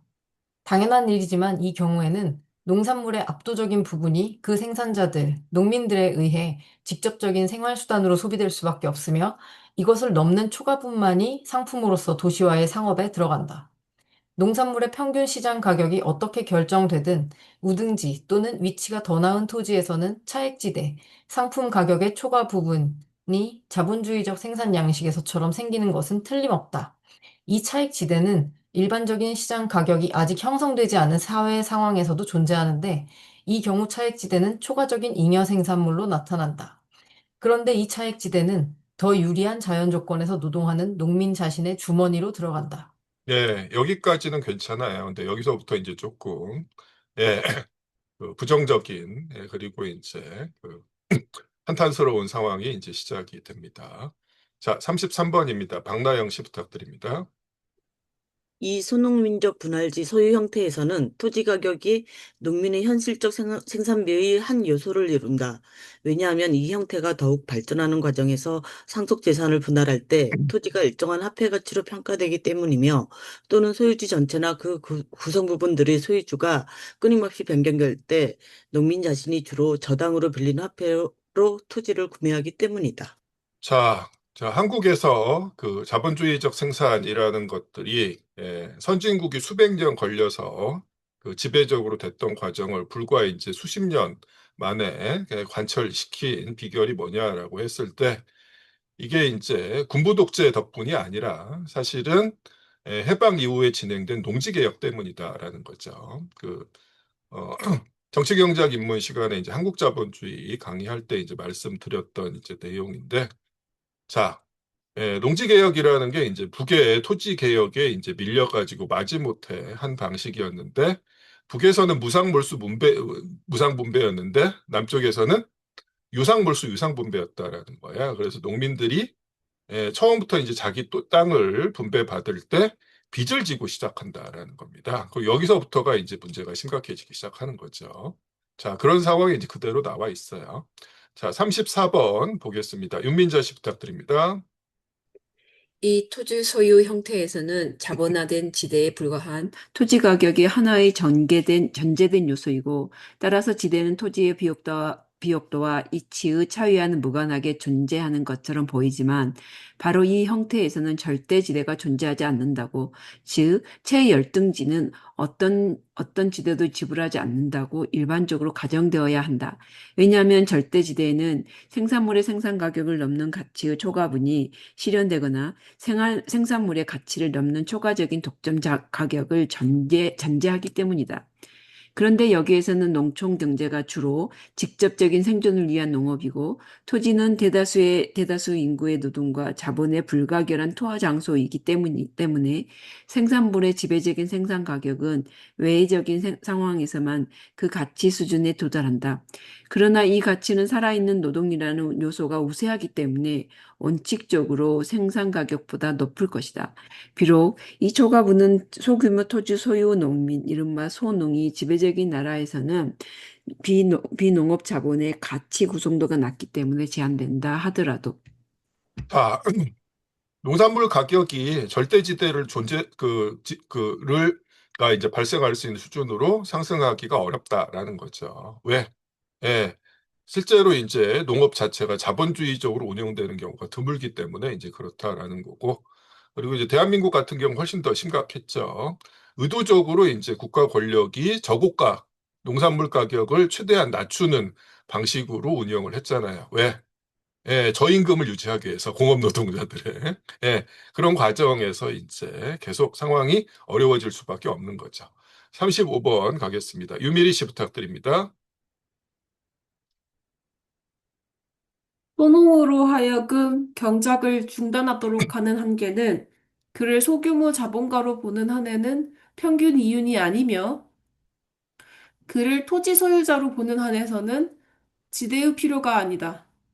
소규모 자본가로서 그에게 절대적인 한계로 나타나는 것은 현실적인 비용을 뺀 뒤 자기 자신에게 지불하는 임금이 남아야 한다는 것이다.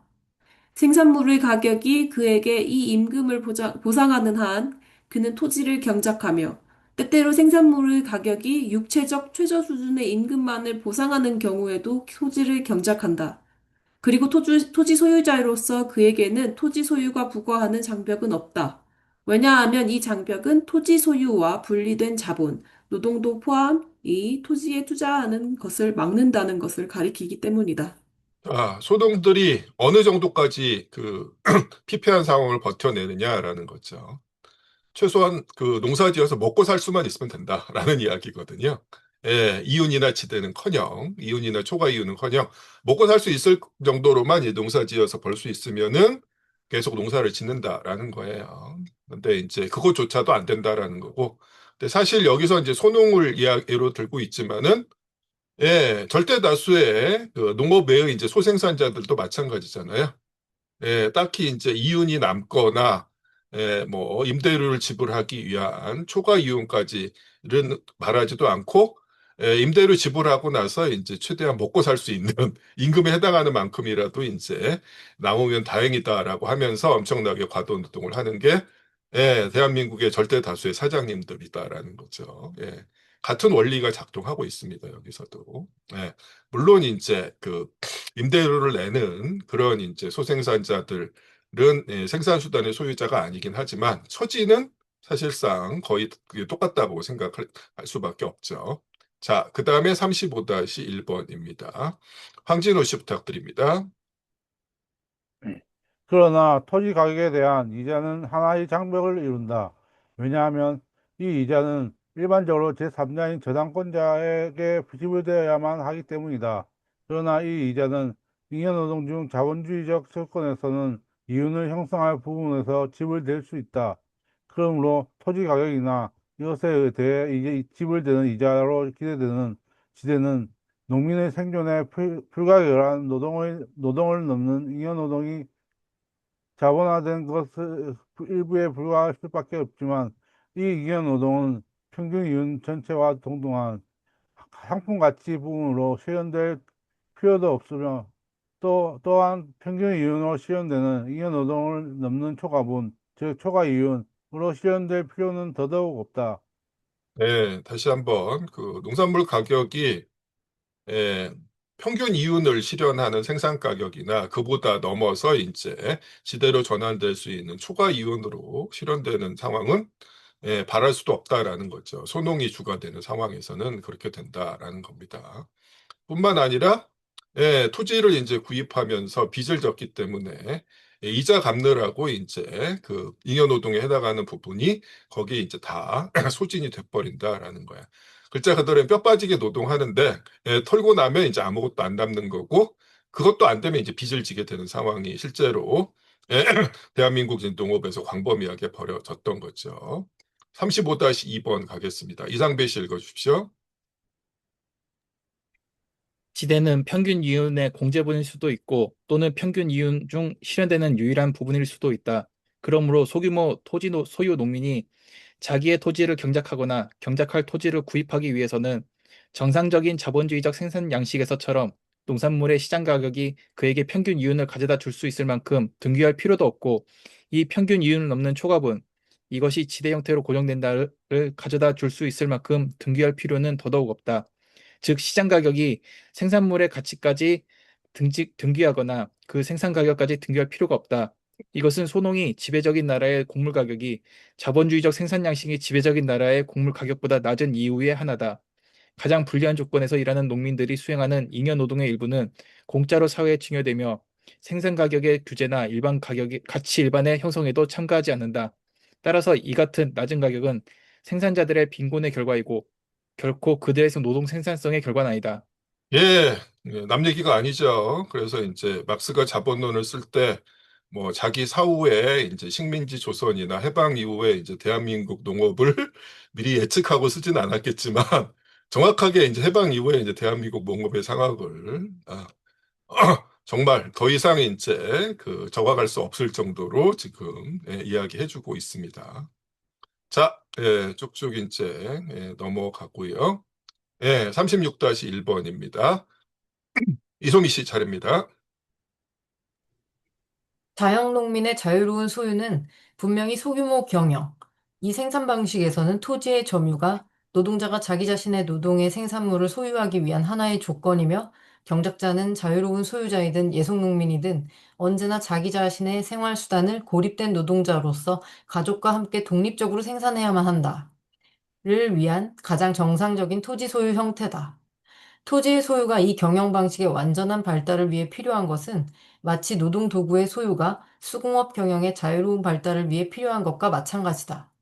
토지 소유는 여기에서 인격적 자립성의 발달을 위한 토대를 이룬다.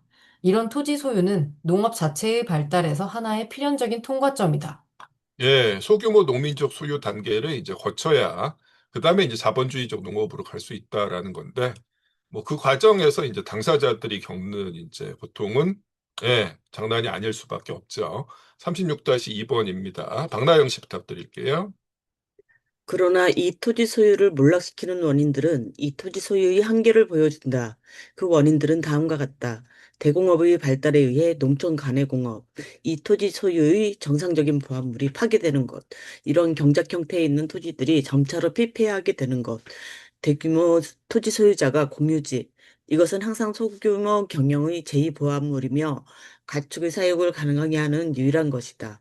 공유지를 횡령하는 것, 대규모 경작, 식민지 농장의 형태든 자본주의 형태든으로부터의 경쟁 따위다. 또한 이 몰락이 기여하는 것은 농업상의 개량인데 이 개량들은 농산물의 가격을 인하할 뿐 아니라 더 큰 투자와 더 풍부한 객체적인 생산 조건을 요구하기 때문이다. 이것은 18세기 전반기의 영국에서 볼 수 있다. 소규모 토지 소유는 그 성질상 사회적 노동의 생산력의 발달, 노동의 사회적 형태들, 자본의 사회적인 집중, 대규모의 목축, 과학의 점진적 지속적인 적용 등을 배제한다. 농업 부문의 이제 생산력을 증대시키기 위한 투자를 소농은 그런 여유가 없으니까 할 수 없었다라는 거죠. 대한민국에서는 어쨌거나 국가계 동료에서 그런 투자를 자꾸 하게 만들었어요. 대신 빚지면서.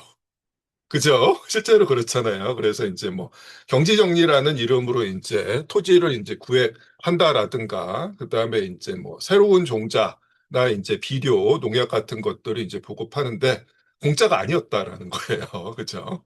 그래서 양상은 조금 다르지만 결과는 똑같을 수밖에 없었다라는 거죠. 자, 그다음에 이제 37번입니다. 이상배 씨 부탁합니다. 고리대와 조세는 항상 소규모 토지 소유를 빈곤하게 만든다. 토지 가격에 자본을 지출하기 때문에 이 자본이 경작에서 빠진다. 생산수단의 끊임없는 분산, 생산자 자신의 끊임없는 고립화, 인간 노동의 거대한 낭비, 생산 조건의 누진적인 약화, 생산수단의 가격 등기 등은 소규모 토지 소유의 필연적인 법칙이다. 이 생산 방식에서는 풍작도 불행으로 된다. 소규모 농업이 자유로운 토지 소유와 결부되는 경우의 독특한 결합의 하나는 경력자가 토지 구입에 자본을 지출한다는 것에서 생긴다. 이것은 대규모 농장 소유자가 처음에는 토지를 구입하기 위해 그리고 그 다음에는 자신이 차지 농업가로서 그 토지를 스스로 경영하기 위해 자본을 지출하는 과도적인 형태에서도 타당하다. 토지가 단순한 상품으로 유통함에 따라 소유의 변경이 증가하며 이에 따라 새로운 세대마다 그리고 유산 분할이 있을 때마다 토지는 농민의 입장에서 보면 새로운 자본 지출을 요구하며 농민에 의해 구입되어야 한다. 이래여 토지 가격이 개별 생산자에 대해 생산물의 비용 가격 또는 비생산적 비용의 주요한 요소의 하나를 이룬다. 예, 좋습니다. 고리대와 조세, 예, 대한민국 농업에서 심각하게 이제 문제로 되죠. 예, 실제로 농민들에 대한 과세가 엄청났습니다. 예, 그래서 이제 뭐 농지세라든지 뭐 경제정리하면서 그걸 명목으로 세금을 뜯고, 실제로 뭐 6.25 전쟁의 전비 조달을 농민에 대한 과세로 예, 엄청나게 이제 많이 했었죠. 그다음에 이제 이런저런 항목들 하나하나 볼수록 풍작도 불행으로 된다. 실제로 그렇잖아요. 흉년이면 흉년인 대로, 풍년이면 또 농산물 가격 폭락으로 난리가 나는 거죠. 그래서 뭐 읽을수록 이제 막스가 거의 이제 미래의 대한민국 농업을 이제 보고 쓴 것 같은 그런 생각이 이제 들게 합니다. 자, 그 다음에 이제 넘어가고요. 네, 거의 이제 끝났습니다. 네.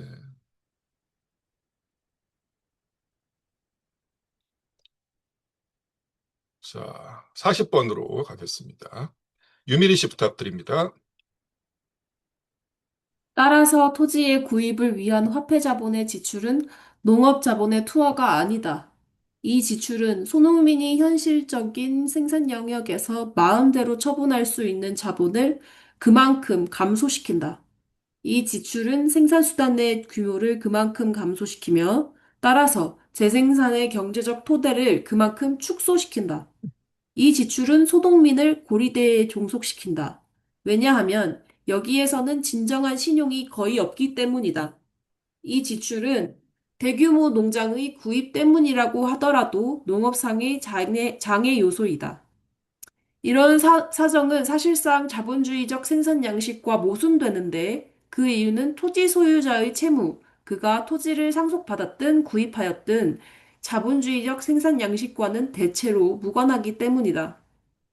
자본주의적 생산 양식에서는 토지 소유자가 지대를 스스로 차지하는가 아니면 그것을 저당권자에게 지불해야 하는가는 결코 임차지의 경영, 그것에는 영향을 미치지 않기 때문이다. 예, 고리대 이제 이야기가 이제 나왔는데, 대한민국에서는 이제 그 정부가 이제 농협을 통해서, 예, 농민들한테 이제 대출을 했었죠. 고리대까지는 아니라고 하더라도 빚을 갚을 이 전망이 거의 없는 요원한 상황이 몇십 년 이제 지속이 됩니다. 그러면서 이제 농촌 마을에 사는 이제 모든 사람들이 서로 정부 대출에 대해서 연대 보증을 서게 되는 거죠. 그래서 한 사람이 무너지면 이제 우르르 에, 에, 다시 이제 끌려나갈 수밖에 없는 상황이 이제 만들어졌던 거죠. 예. 자, 그다음에 쭉쭉 넘어가고요. 예. 예, 42번 보겠습니다. 황진호 씨 부탁드립니다. 토지 가격이 이와 같은 기능을 한다는 것, 토지의 매매와 상품으로서의 토지의 유통이 이 정도까지 발달한다는 것은 실제로는 자본주의적 생산 양식, 여기에서는 상품이 모든 생산물과 모든 생산 도구의 일반적인 형태로 된다. 의 발달의 결과다. 다른 한편으로 이런 현상들은 자본주의적 생산 양식이 제한적으로만 발전하여 그 모든 특성을 아직 전개하지 않고 있는 곳에서만 발생한다. 왜냐하면 이런 현상들은 농업이 더 이상 또는 아직 자본주의적 생산 양식에 종속하지 않고 이미 몰락한 사회 형태로부터 물려받은 생산 양식에 종속하고 있는 상황에 근거하고 있기 때문이다. 여기에서는 자본주의적 생산 양식의 불이익, 즉 생산자가 자기 생산물의 화폐 가격에 의존해야 하는 것, 그 생산 양식의 불완전한 발달로부터 생기는 불이익과 결합되어 있다. 농민은 자기 생산물을 상품으로 생산할 수 있는 조건들을 가지지 않으면서 상인으로 되고 산업가로 되는 것이다. 예, 그래서 이제 다시 말씀드리면 해방 이후에 이제 농지개혁을 통해서 대한민국에서 엄청나게 많은 이제 소농들이 출현했는데 이 소농들의 처지가 지금 막스가 묘사하고 있는 상황과 똑같았다라는 거예요. 그래서 몰락할 수밖에 없는 상황이 이제 벌어집니다. 자, 그 다음에 그 자본주의에서 이제 농업이라는 게 왜 이제 환경 파괴적일 수밖에 없는가에 대한 이야기가 조금 이어집니다. 거의 이제 마지막이네요. 윤민자 씨 44번 부탁드립니다. 소규모 경작에서는 토지의 사적 소유 형태이고 결과인 토지 가격은 생산 그것에 대한 장애물로 나타난다. 자본주의적 생산 양식에 입각하고 있는 대규모 경작과 대규모 토지 소유의 경우에도 소유는 장애물로서 나타난다. 왜냐하면 토지 소유는 타지 농업가에 의한 자본의 생산적 투자, 궁극적으로는 타지 농업가의 이익이 되는 것이 아니라 토지 소유자의 이익이 되는 생산적 투자를 제한하기 때문이다. 어느 형태에서도 토지를 항구적인 공동 소유로서 양도할 수 없는 미래 인류 대대손손의 생존, 재생산 조건으로서 의식적으로 합리적으로 취급하는 것이 아니라 지력의 착취와 탕진이 나타난다. 이 착취를 사회의 발전이 도달한 수준에 의존시키지 않고 개별 생산자들의 우연적이고 불균등한 사정에 의존시킨다는 사실을 무시하더라도 소규모 소유의 경우에는 이것은 노동의 사회적 생산력을 사용하기 위한 수단과 과학이 부족하기 때문에 생기며 대규모 소유의 경우에는 차지 농업가와 토지 소유자의 가장 급속한 치부를 위해 이 수단들을 사용하기 때문에 생긴다. 그리고 어느 경우에나 시장 가격에 의존하기 때문에 생긴다. 뭐 소토지 소유 농민이나 이제 그 자본주의적 농업이나 어, 뭐 이유는 이제 다르지만 결국에는 이제 지력을 탕진하는 토지를 황폐화시키는 이제 방식으로 나갈 수밖에 없다라는 거예요. 우리가 자본론 1권에서 이제 대공업과 농업을 공부할 때, 그리고 시적 축적 공부할 때, 그 결과들에 대해서 이야기를 했는데 왜 그렇게 되는가가 이제 여기서 설명이 이제 되는 거죠. 이런 식으로 쭉 돼 있습니다. 자, 47번이 마지막에 이제 마지막이네요. 이송희 씨 부탁드립니다. 소규모 토지 소유가 거의 사회 밖에 사는 미개인 계급, 원시적 사회 형태의 온갖 야만성과 문명국의 온갖 고뇌, 불행을 결합하고 있다를 만들고 있는 반면에 대규모 토지 소유는 노동력을 그 자연 발생적인 에너지가 인식하며 그리고 이것을 국민의 생명력을 갱신하기 위한 준비 자원으로 저장하여 두는 최후의 보루인 농촌 그곳에서 파괴하고 있다. 대공업과 대규모 기계화한 농업은 공동으로 작용한다. 원래 이 둘을 구별한 것이 전자는 주로 노동력, 따라서 인간의 자연 발생적인 힘을 낭비하고 파멸시키고 후자는 주로 토지의 자연 발생적인 힘을 낭비하고 파멸시키는 점에 있었다면 그 뒤의 발전 과정에서는 그 둘이 서로 결합해버렸다. 이리하여 농촌에서도 공업제도는 농촌 노동자들의 활력을 빼앗아 버리며 반면에 공업과 상업은 농업에 대해 토지를 피폐시키는 수단을 제공하고 있다. 그래서 아까 말씀드렸던 자본론 1권의 15장 10절 대공업과 이제 농업이라는 이제 장절을 이제 읽어 보시면 여기서 이제 진행된 과정으로서의 결과가 어떻게 진행되는가를 알 수 있어요. 이른바 이제 도시와 농촌의 이제 분리가 이제 어떤 상황을 만들어내고 토지에 대한 약탈이 어떻게 전개될 수밖에 없는지에 대한 이야기까지가 나와 있습니다. 그래서 이제 시간 여유가 되시면 그 부분을 추가적으로 이제 보시면은 자연스럽게 이제 연결이 될 거예요. 자, 그래서 이제 소규모 토지 소유는 결국에는 필연적으로 이제 몰락할 수밖에 없다라는 겁니다. 그래서 이제 대한민국이 다시 한번 선진국이 수백 년 걸렸던 그 자본 임노동 관계가 지배적으로 되는 과정이 불과 수십 년 만에 달성된 이유가 뭐냐라는 거죠. 농지 개혁으로 생겨난 소농들이 전부 다 이제 탈농, 이농이잖아요. 토지를 이제 버리고 도시로 이주할 수밖에 없는 상황에 내몰리면서 뭐 먹고 살아야 되기 때문에 그 임금 수준이나 이제 노동 조건을 따지지 못하고 헐값에 이제 자신의 노동력을 팔 수밖에 없는 엄청난 규모의 상대적 과잉인구 산업 예비군을 만들었다라는 거죠. 그게 대한민국 자본주의가 급속도로 발전한 가장 중요한 원인이다라는 거죠. 여기까지입니다. 오늘 질문 있으면 해주시고요. 네, 그래서 드디어 이제 3권 6편까지 끝났고 계속해서 진도가 미뤄지고 있는데 어쨌거나 이제 다음 시간은 마지막 시간, 제일 마지막 편 공부하도록 하겠습니다. 자, 늦은 밤까지 오랫동안 수고 많으셨습니다. 다음 주에 뵙겠습니다. 안녕히 주무십시오. 수고하셨습니다. 고맙습니다.